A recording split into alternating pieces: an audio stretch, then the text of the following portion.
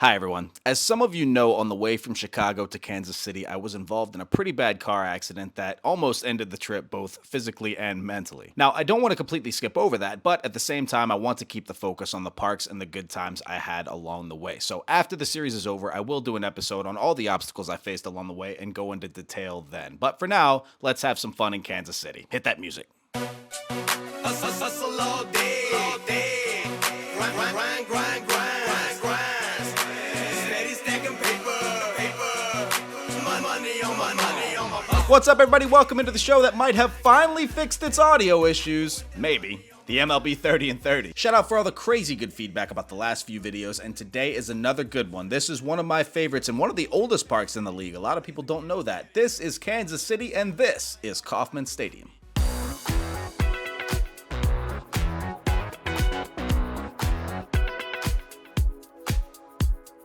Some quick facts about Kauffman Stadium. It is in Kansas City, Missouri. It opened in 1973. Happy 50 years to you. And its capacity is 37,903, one of the lower ones. That is 27th in the league. And today we have a special guest. One of my good friends lives in Kansas City. His name is Zoel. He's a diehard Kansas City sports fan. And I asked him a few questions about what he loves about the park. It's just the overall atmosphere.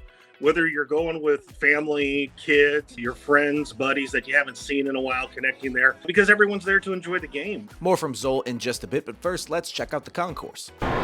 Whole lot of space. I like it. Craft cocktails if you're in, another grab and go. Haven't seen much food yet. If I remember right though, the outfield has a pretty wide selection of food.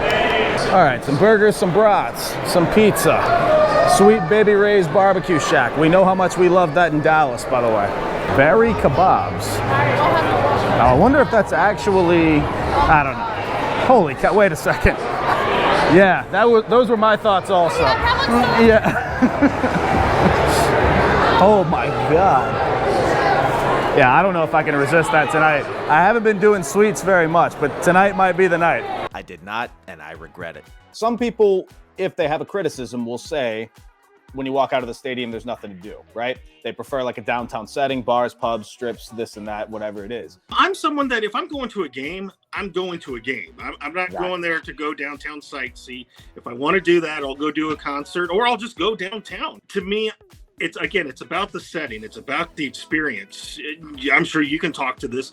You pull up for a baseball game and there you've got this mecca of a football stadium right next door. I just think it's a unique experience that is hard to replicate. Just to be like everyone else, to be like, well, I want a downtown atmosphere. I think that loses some of the luster of the fan experience overall that each of these stadiums and each of these teams can bring. I think my favorite thing about the park actually is the massive museum that's in the outfield that's for free for any, I can't recommend this enough to baseball fans. What do you think of that? I absolutely love it because the way that it's set up is such a fun tour. My kids, they absolutely love the interactive parts of it. Not only is it my favorite thing at this park, it might actually be my favorite thing across the entire tour. I'm sure I'll do a rankings list at some point, but this will certainly be top 3 and possibly even number 1. There is so much history and memorabilia in this place. It's hard to put it into words. All I can say is if you're a baseball fan of any kind, or even if not, if you just want to go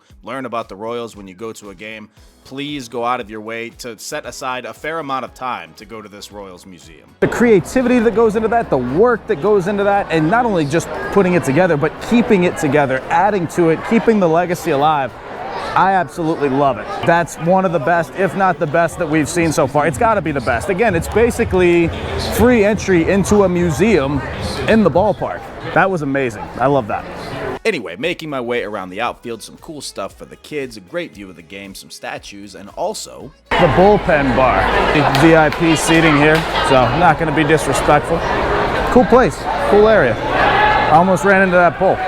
Watch out for those poles, kids. Anyway, wanted to get inside because I'm supposed to meet a friend of a friend for a drink, so let's find out where he is. From Pittsfield, yeah. You're the guy that's doing the 30 stadiums in 30 days? That's me. I've had Tank 7 before. Tank's up top. My kid's selling that. Okay, in terms of local IPA, where would you steer? I would do this Space Camper. Space what? Space Camper. Let's do it. I'm in for that. You're going to walk away with 2, but I'm buying 1. That sounds amazing. I appreciate that, buddy. Thank you. Where are you from? Here, Kansas. Okay, what's your name? John. John, nice to meet you, man. I've heard a lot of people say this is at or near the top of their list in terms of stadiums. What say you? It is one of the best stadiums to watch a game in. Okay, cool. I think. I'm Rosalina. Rosalina, very nice to meet you too. Cheers to Kansas City and the Royals. And hey, I hope their season turns around because that was it's been a little rough, hasn't it? I did want to chat a little bit more, but I wanted to get some food first, and unfortunately, I left it a little bit late. I can do, normally we do a brisket dog, it'd be some sliced brisket. Brisket's gone though, right? Brisket is gone. Okay. I can still do that sausage as the dog though. Here. So this is one of our house-made jalapeno cheddar sausages, a little bit of chimichurri, cotija cheese, and pickled red onion. Sounds beautiful, man. Thanks very much. Appreciate you. Hey, it's still good, whatever it is. No complaints. Whether it's the signature item or not, it's still fantastic. It might just be because I'm starving. Yeah, No, I'm.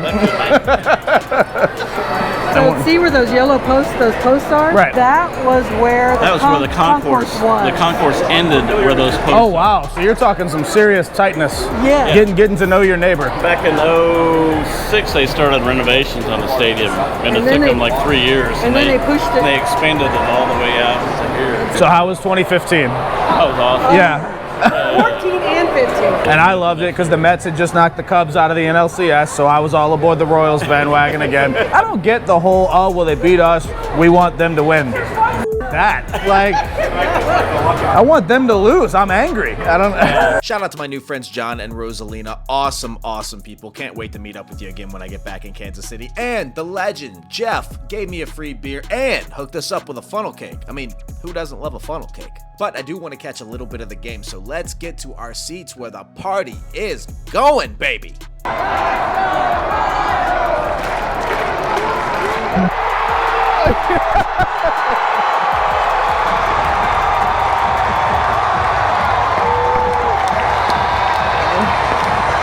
And then the Royals lost in extra innings. But there's great people there. So that is Kansas City. I hope you enjoyed it as much as I did. Very underrated park, in my opinion. If you did, don't be afraid to leave a comment, like, and subscribe. All that good stuff. And we will catch you down the road in saying... Wait. You can't just breeze through this. Aren't you ever going to show us baseball? Not much, no. You're doing a baseball vlog and not showing any baseball. Because it's a vlog about the parks. We've been over this and you've watched 19 episodes already. Then I'm not watching anymore. Good. Watch something else. See? You enjoy it, don't you? No, I do not. Yeah, okay. See you in St. Louis, everybody.